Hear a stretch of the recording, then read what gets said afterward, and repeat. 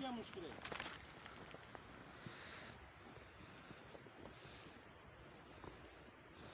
आपके शूज वो फुटबॉल वाले हैं शायद।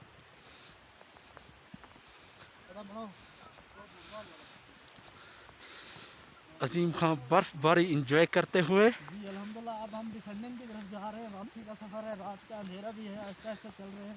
जी जी जी और जी, फिसलन भी बहुत ज़्यादा है और बर्फबारी, बहुत शदीद बर्फबारी हो रही है, जैसा कि आप देख रहे हैं। बिल्कुल बिल्कुल लग रहा है इतनी शदीद बर्फबारी। अब मैं बहुत कैमरा शदीद ऊपर बर्फबारी। करूँगा तो कैमरा मेरा बर्फ से ढक जाएगा। शायद ऐसी बर्फबारी हमने ज़िंदगी में नहीं देखी होगी। अभी लगता है कि ये सारी रात होगी। कैमरे को लौटते चलो। सुभान अल्लाह।